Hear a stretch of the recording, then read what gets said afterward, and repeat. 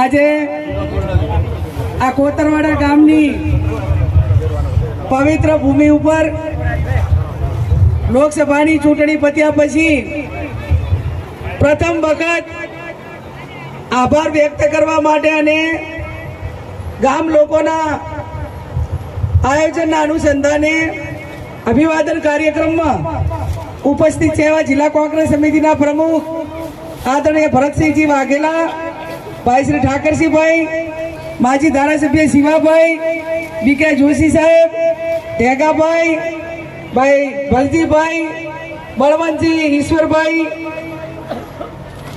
વરિષ્ઠ સૌ સ્ટેજ ઉપર બિરાજમાન આગેવાનો, કોતરવાડા ગામના આમંત્રણને માન આપીને પધારેલ સૌ મહેમાનશ્રીઓ, વડીલો, યુવાન ભાઈઓ અને સમગ્ર કોતરવાડા ગામના સૌ વરિષ્ઠ આગેવાનો, વડીલો, યુવાન ભાઈઓને માતૃશક્તિ આપ સૌ મીડિયાના ભાઈઓ, સૌ પ્રથમ તો આપ સૌનો હૃદયપૂર્વક આભાર માનું છું અને સ્ટેજ ઉપર બિરાજમાન સૌ કોંગ્રેસના વરિષ્ઠ આગેવાનોનો જેમણે યોદ્ધા તરીકે રાત દિવસ મહેનત કરીને કોતરવાડા ગામને ગૌરવ અપાવ્યું એ બદલ કોતરવાડા ગામ વતી સ્ટેજ ઉપર બિરાજમાન સૌનો હૃદયપૂર્વક આભાર માનું છું.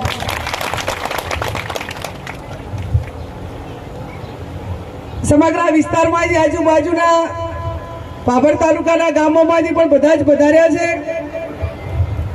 લોકસભાનું સત્ર 24 તારીખે ચાલુ થાય છે. પત્યા પછી દરેક તાલુકા વાઇઝ કાર્યક્રમ રાખવાનો છે. પણ આ વખતે શરૂઆત કોતરવાડાથી કરી હતી. પહેલી જુવારું માગવાની એટલે કીધું દીતીને પણ પહેલા ઘરે જઈએ અને પછી આખા જિલ્લામાં કાર્યક્રમો કરીએ.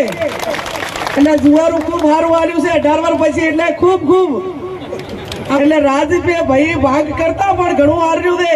હૃદયપૂર્વક ખૂબ આભાર માનું છું. આખા વિસ્તારમાં પ્રચારમાં ગઈ ત્યારે આ વિસ્તારમાં બધે જ મેં કીધું હતું કે હું આ કુવાસી તરીકે નહીં પણ એક વહુવાર તરીકે તમારી પાસે જુવારું માગવા આવી છું.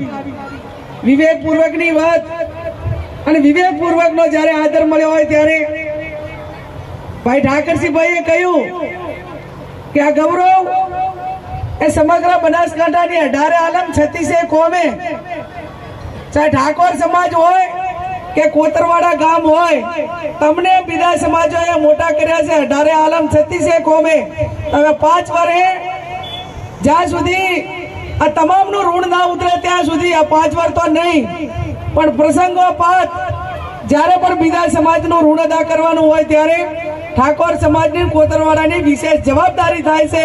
તમને કોઈક વેત નમી હોય તો ખાલી હાથ નમવાની જવાબદારી તમે બધા ઋણ ઉતારજો એવી પણ આપ સૌને મારી બે હાથ જોડીને વિનંતી. રાજકારણ એક ચડાવ ઉતારનો ભાગ છે. હાર જીત એ પણ એક લોકશાહીનો ભાગ છે. પણ આ ચૂંટણી એ અનેક પડકારો સામે બનાસકાંઠાના ગરીબ ને મધ્યમ વર્ગના લોકો લડ્યા છે. ઠાકોર સમાજ તો લડે, એમને પોતાનો સમાજ હોય, પ્રસંગ હોય, પહેલી વખત ટિકિટ મળી હોય, પણ ઠાકોર સમાજ બીજા સમાજ પાસે જ્યાં જઈને વિનંતી કરી કે અમને પહેલી વખત ટિકિટ મળી છે, અમે તમને 75 વર્ષ સુધી વોટ આપ્યા છે અને ભવિષ્યમાં પણ આપશું. એક પણ સમાજે ઠાકોર સમાજને ખાલી હાથે નથી મૂક્યો. જે મળે એની જેટલી બને એટલી મદદ એ ઠાકોર સમાજની વિનંતીને ગ્રાહ્ય રાખીને બીજા સમાજે કરી છે. ત્યારે આપ સૌને મારી વિનંતી કે રાજકારણ એક લાંબા સમય એક આ સમીકરણ કાયમી રહે અને અમે તો આપણે બધા એ લોકશાહીને માનવા વાળા. આપણે 30,000 વોટે જીત્યા પણ 1.5 લાખથી વધારે વોટે જીતવાના હતા.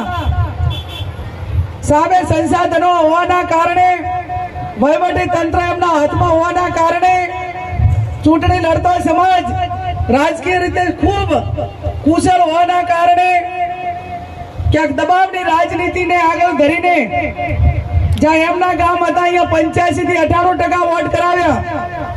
જે ગામોની અંદર બીજા સમાજો રહેતા હતા એમના વતી પણ એમણે વોટ કર્યા હું અભિનંદન આપું છું કોતરવાડા ગામને કે તમે એ લોકશાહીના દર્શન કરાવ્યા. આજુબાજુ જીબડા હોય, કોતરવાડા હોય, ફાફરાળી હોય, ફૂલપરા હોય, પણ એક વચ્ચે નાનું કોતરવાડા નેરડીમાં 200 વોટ ચૌધરી સમાજના હોય, પણ એને પણ લોકશાહી ઢબે ખુલ્લા દિમાગથી વોટ તમે કરવા આપો એ હું તમને કોતરવાડાને અભિનંદન આપું કે તમે સાચી લોકશાહીના દર્શન કરાવ્યા. એમનો અધિકાર છે વોટ ક્યાં આપવા. તો તમે પછી 50 તને એમ કીધું હોત કે આ વખતે અમારા ઉપર લાગણી રાખો, વોટ કરો અથવા ના કરો, જે કરવું હોય એ કરી શકો, પણ તમે સાચી લોકશાહી ઢબે ચૂંટણી લડ્યા છો. ત્યારે હું આશા રાખું કે આવનાર સમયની અંદર જેમ ઠાકોર સમાજે તમામ સમાજને નાનો ઓછી વસ્તી ધરાવતું ગામ હોવા છતાં આખા જિલ્લાની અંદર લોકશાહી ઢબે વોટ કરવા દીધા, એના ઉપરથી પ્રેરણા લઈને જેને આ 2024માં બીજાના વતી ખોટા વોટ કર્યા છે અથવા તો એમને ખોટું કરાવીને ફરજી વોટ કર્યા છે, એમને પણ કહું છું કે સાચી લોકશાહીના દર્શન કરવા હોય તો કોંગ્રેસ વિચારધારાને ઠાકોર સમાજ ક્યાં ક્યાં પ્રેરણા પૂરી પાડી છે એનું અનુકરણ આવનાર સમયની અંદર લેજો, એવી પણ હું એમને વિનંતી કરું છું.